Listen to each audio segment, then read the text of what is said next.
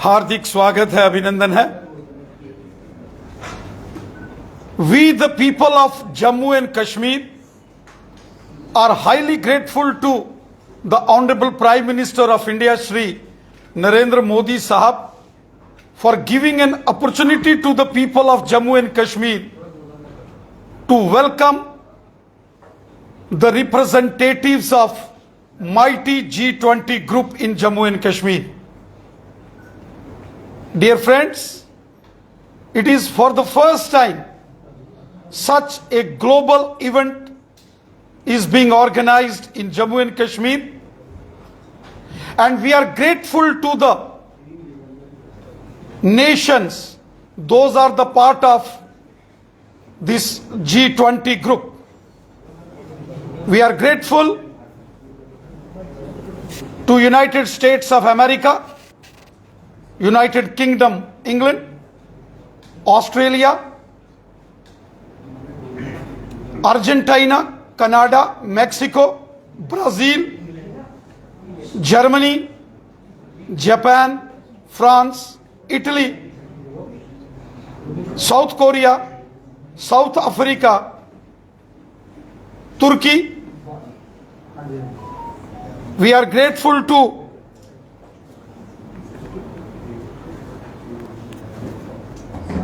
Indonesia,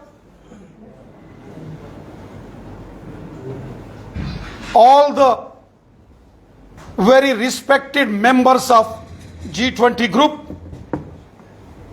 for visiting Jammu and Kashmir. Dear friends, everybody knows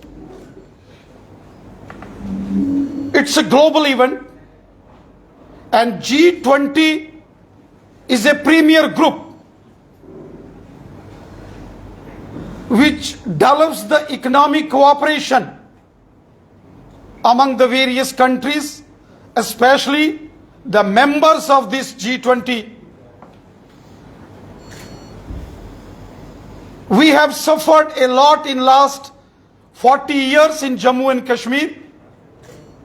The Pakistani sponsored terrorism that has created bloodbath in Jammu and Kashmir, and even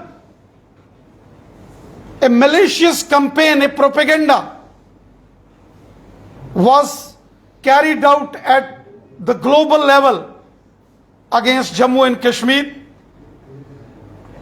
It is an opportunity that the mighty G20 nations, their representatives, while visiting Jammu and Kashmir, they will see and find each and every fact about Jammu and Kashmir. We are highly grateful to the government of India, to our beloved Prime Minister Narendra Modi Sahab, for giving us such an important, such an significant opportunity to welcome the representatives of G20 nations. मेरे साथियों, दोस्तों, ये हम सबका सौभाग्य है कि G20 राष्ट्र समूह के प्रतिनिधियों की एक महत्वपूर्ण बैठक कश्मीर के अंदर हो रही है। हम देश के यशस्वी प्रधानमंत्री श्रीमान नरेंद्र मोदी साहब का हृदय से धन्यवाद करते हैं, जो उन्होंने जम्मू कश्मीर की जनता को एक मौका दिया है कि हम G20 राष्ट्र समूह के प्रतिनिधियों का जम्मू कश्मीर के अंदर स्वागत करें, वेलकम करें। हम सब जानते हैं कि G20 राष्ट्र समूह में दुनिया के बहुत बड़े और ताकतवर देश शामिल हैं, जिसमें United States of America, England, रूस, Germany, Japan, France, Australia, Argentina, तुर्की, South Africa, South Korea, Indonesia, Brazil, Mexico जैसे बड़े राष्ट्र समूह, बड़े देश इस G20 का हिस्सा हैं और जब G20 राष्ट्र समूह के प्रतिनिधि स्वयं जम्मू कश्मीर में आ रहे हैं, यह हमारा सौभाग्य है कि वो अपनी आंखों से जम्मू कश्मीर के खुशनुमा माहौल को देखेंगे। जम्मू कश्मीर में बढ़ती हुई, मजबूत होती हुई खुशहाली, प्यार, मोहब्बत और भाईचारे को वो स्वयं अपनी आंखों से देखेंगे। वो स्वयं इस धरती के स्वर्ग का नजारा देखेंगे। पिछले 40 वर्षों में जम्मू कश्मीर के विरुद्ध बहुत प्रोपेगेंडा पूरी दुनिया में किया गया। पिछले 40 वर्षों में पूरी दुनिया के अंदर एक षड्यंत्र किया गया और जम्मू कश्मीर को बदनाम करने की हर साजिश हुई और झूठे प्रोपेगेंडे किए गए। हर जगह जम्मू कश्मीर को लेकर मनगढ़ंत कहानियां सुनाई गई। एक तरफ तो जम्मू कश्मीर में बम, बंदूक, पिस्तौल और गोलियों का खूनी खेल पाकिस्तान ने यहां खेला, और वहीं अंतर्राष्ट्रीय स्तर पर जम्मू कश्मीर के लोगों को बदनाम करने की साजिशें हुई। साथियों, आज वो सारी साजिशें विफल हो गई, वो सारे षड्यंत्र फेल हो गए, वो सारी चालबाजियां फेल हो गई जो जम्मू कश्मीर के लोगों के खिलाफ लगातार देश दुश्मन ताकतों ने की। G20 राष्ट्र समूह के जम्मू कश्मीर में आने से यहां अंतर्राष्ट्रीय स्तर पर जम्मू कश्मीर में पर्यटन, टूरिज्म को बढ़ावा मिलेगा। ना केवल भारत बल्कि दुनिया भर के अंदर इसकी चर्चा हो रही है। और वो कश्मीर जिसको स्वर्ग कहा जाता है, जिसको जन्नत कहा जाता है इस धरती के ऊपर, उसकी महिमा, उसका गुणगान फिर से पूरी दुनिया में होगा और हो रहा। G20 राष्ट्र समूह के देशों के कश्मीर आने से जम्मू कश्मीर के अंदर यहां इकोनॉमिक ग्रोथ को मजबूती मिलेगी। वहीं हमारा जो कल्चरल हेरिटेज है उसमें भी मजबूती आएगी, और साथ ही साथ जो सस्टेनेबल डेवलपमेंट है इसमें भी वृद्धि होगी, बढ़ोतरी होगी। यह एक बहुत बड़ा इवेंट है। आजादी के बाद यह पहली बार इतना बड़ा आयोजन जिसमें अंतर्राष्ट्रीय स्तर के देश जम्मू कश्मीर में आ रहे हैं और एक बहुत बड़े समिट को लेकर आ रहे हैं। इसका आयोजन अपने आप में बहुत महत्वपूर्ण है, इसके बहुत सिग्निफिकेंसेस हैं। हम उम्मीद करते हैं G20 देशों की इस मीटिंग के बाद जम्मू कश्मीर एक नए युग की ओर आगे बढ़ेगा। जम्मू कश्मीर खुशहाली, प्यार, मोहब्बत, विकास, आपसी भाईचारे को लेकर आगे बढ़ेगा। अमन चैन से जम्मू कश्मीर आगे बढ़ेगा। विकास की एक नई गाथा जम्मू कश्मीर के अंदर लिखी जाएगी और जिसकी चर्चा पूरी दुनिया में होगी। पूरी दुनिया में इससे पहले जम्मू कश्मीर को लेकर जो मनगढ़ंत कहानियां, जो साजिशें, जो षड्यंत्र किए गए, उनकी हकीकत पूरी दुनिया के सामने आएगी। और हमें पूरा विश्वास है कि G20 की इस बड़ी बैठक के बाद जम्मू कश्मीर की असली तस्वीर, जम्मू कश्मीर की खुशहाली और खुशनुमा माहौल की तस्वीर, जम्मू कश्मीर जिस डेवलपमेंट के रास्ते पर आगे बढ़ रहा है उसकी तस्वीर, जम्मू कश्मीर में प्यार, मोहब्बत और भाईचारे की तस्वीर सारी दुनिया के सामने प्रस्तुत होगी। और पूरी दुनिया सच्चाई को और हकीकत से अवगत होगा और जम्मू कश्मीर फिर से अपनी उस महानतम सभ्यता संस्कृति को लेकर एक नए अध्याय लिखेगा। एक नए युग की शुरुआत जम्मू कश्मीर में इस G20 सम्मेलन के बाद होगी। मैं हृदय से G20 राष्ट्र समूह के देशों का यहां स्वागत करता हूं, वेलकम करता हूं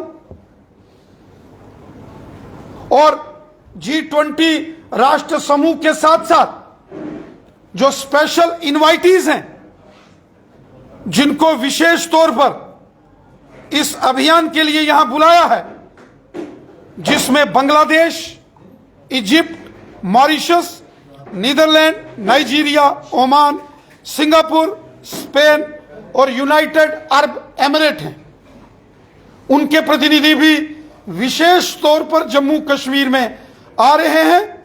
हम उनका भी स्वागत करते हैं और साथ ही साथ हम स्वागत करते हैं यूनाइटेड नेशंस का, इंटरनेशनल मॉनेटरी फंड ऑर्गेनाइजेशन का, world bank, world health organisation, WTO, ILO, FSB, OECD और साथ ही साथ एशियन डेवलपमेंट बैंक और इनके साथ साथ जितने भी बड़े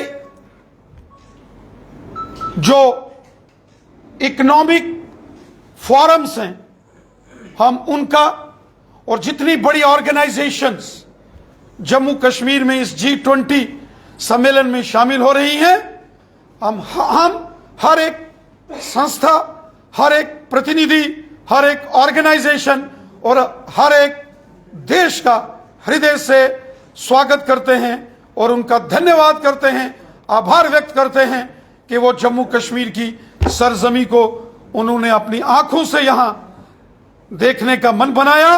और विशेष धन्यवाद मैं पुनः हमारे देश के यशस्वी प्रधानमंत्री श्रीमान नरेंद्र मोदी साहब का करूंगा कि जिन्होंने जम्मू कश्मीर की जनता को यह मौका दिया कि G20 देशों के प्रतिनिधि और इस राष्ट्र समूह के जो सहयोगी साथी हैं, इनका स्वागत करना, इनका वेलकम करने के लिए जम्मू कश्मीर के लोगों को जो मौका दिया है और जो स्पेशल इनवाइटीज को यहां बुलाया गया है, इसके लिए हम श्रीमान नरेंद्र मोदी साहब का धन्यवाद करते हैं।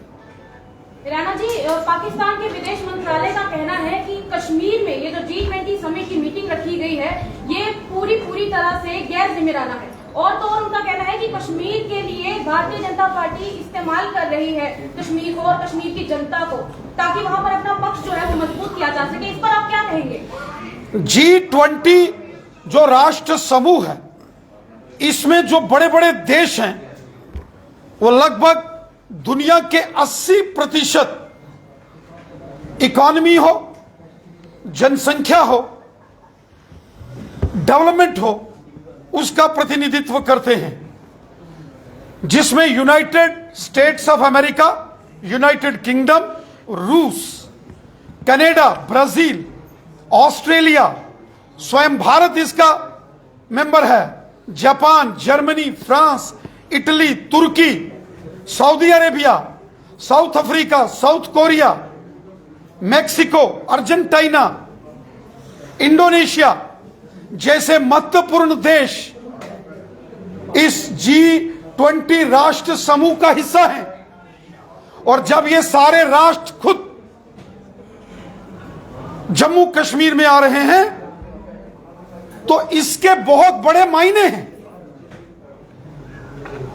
ये वो देश हैं जो सारी दुनिया को चलाते हैं, पर लेकिन इनमें से तुर्की और देश है जिसने इसमें पाकिस्तान का साथ दिया था और इंडिया के साथ गद्दारी की थी, छुरा भोंका था इंडिया के पीठ पर। क्या हम G20 राष्ट्र समूह के सभी देशों का स्वागत करते हैं, उनका वेलकम करते हैं, उनका धन्यवाद करते हैं कि वो जम्मू कश्मीर की सरजमी पर आ रहे हैं। बहुत षड्यंत्र हुए जम्मू कश्मीर में, बहुत साजिशें हुई जम्मू कश्मीर के खिलाफ। अंतर्राष्ट्रीय स्तर पर देश दुश्मन ताकतों ने हर कोशिश की जम्मू कश्मीर के लोगों को बदनाम करने की, लेकिन माननीय प्रधानमंत्री नरेंद्र मोदी साहब के प्रयासों से जब G20 राष्ट्र समूह की बैठक कश्मीर में हो रही है तो इसका बहुत महत्वपूर्ण मायने हैं, इसके बहुत बड़े सिग्निफिकेंसेस हैं। जो लोग जम्मू कश्मीर को बर्बाद और बदनाम कर रहे थे, जो लोग, जो ताकतें, जो देश जम्मू कश्मीर के खिलाफ साजिश करके जम्मू कश्मीर को कब्रिस्तान और शमशान बनाने की साजिशें और कोशिशें कर रहे थे, आज उन ताकतों के मुंह पर एक तमाचा लगा है कि जब दुनिया के पावरफुल देश, दुनिया के ताकतवर देश जम्मू कश्मीर में आ रहे हैं और हम हृदय से G20 राष्ट्र समूह के प्रतिनिधियों का स्वागत करते हैं, वेलकम करते हैं। और जो विशेष आमंत्रित राष्ट्र हैं, जो स्पेशल इनवाइटीज हैं इस G20 ग्रुप्स के साथ साथ, और जो इंटरनेशनल ऑर्गेनाइजेशंस हैं, उनके प्रतिनिधियों का हम हृदय से धन्यवाद करते हैं। यकीनन इस बैठक के बाद एक नया परिदृश्य जम्मू कश्मीर के अंदर आपको नजर आएगा, एक नया अध्याय इस G20 ग्रुप्स की बैठक के बाद जम्मू कश्मीर लिखने जा रहा है, जिसके लिए हम अपने यशस्वी प्रधानमंत्री नरेंद्र मोदी साहब का हृदय से धन्यवाद करते हैं।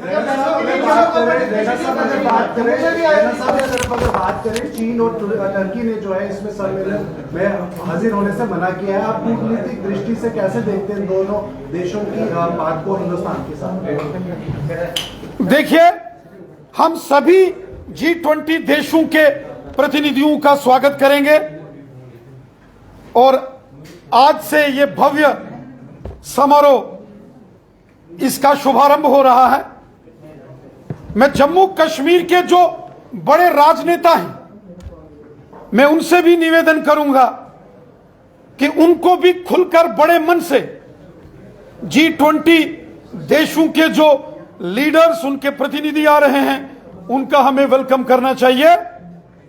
डॉक्टर फारूक अब्दुल्ला साहब जैसे जो बड़े लीडर हैं, जो कि केंद्र सरकार में मंत्री रहे, और जब डॉक्टर फारूक अब्दुल्ला साहब इन्हीं G20 देशों के टूर पर जाते थे तो ये देश उनका स्वागत करते थे, वेलकम करते थे। आज डॉक्टर फारूक अब्दुल्ला साहब को मौका है कि जब हमारे घर में यही बड़े राष्ट्र जो पहले हमारा स्वागत करते थे, आज जब वो हमारे घर आ रहे हैं, हमको दिल खोलकर इनका स्वागत करना चाहिए। और इसमें किसी भी प्रकार की राजनीति नहीं होनी चाहिए। जब बात देश की हो, राष्ट्र की हो, तो उस समय सबको मिलकर एक स्वर में काम करना चाहिए, एक दिशा में काम करना चाहिए।